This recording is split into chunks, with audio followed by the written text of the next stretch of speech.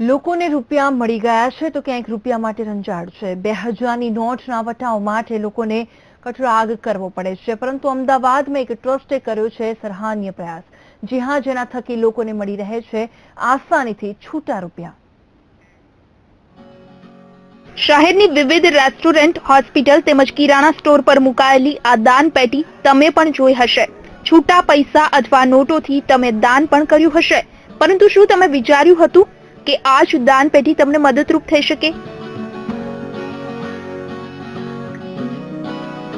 જી હા, જલારામ ગૌશાળાની આ દાન પેટીઓ કેટલાક સ્થળોએ સામાન્ય લોકો માટે ખુલ્લી મૂકવામાં આવી છે।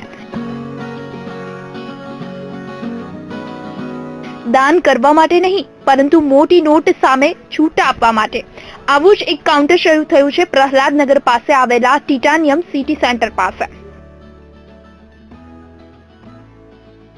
મેડિકલ છે કે નાસ્તાની દુકાન છે, એ લોકો તો 2000ની નોટ જોઈને હસવા લાગ્યા એમ કે સાહેબ અમારે તો આખા દિવસનો ધંધો 2000નો નથી હોતો એમ, તો અમે આના ક્યાંથી છૂટા આપીએ એમ।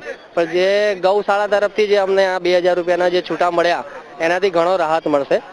મારા જોડે જે સ્ટાફ છે, જે વેટરમાં જાય એમને આપવા પડે, કામ ના હોય ત્યારે એમને જમવા માટે આપવા પડે, તો એ લોકો જાય ત્યારે એમને કોઈ છૂટા નથી આપતું। બનાસકાંઠા જિલ્લાના ભાબર ખાતે જલારામ ગૌશાળા ચલાવવામાં આવે છે, જેમાં 7000 જેટલી ગાયોને રાખવામાં આવે છે। જિલ્લાભરની દુકાનો અને સ્ટોર્સમાં તેમની દાન પેટીઓ મૂકવામાં આવેલી છે અને આ ટ્રસ્ટે આ તમામ દાન પેટીના રૂપિયા લોકોને છૂટા આપવા માટે મૂકી દીધા છે।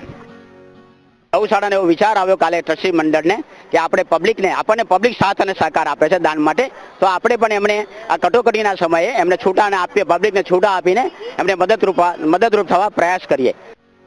અમદાવાદ શહેર અને જિલ્લાની અનેક દુકાનોમાં મુકાયેલી આ દાન પેટી દ્વારા ટ્રસ્ટને મહિને અંદાજે 12 થી 15 લાખ રૂપિયાના દાનની આવક થાય છે।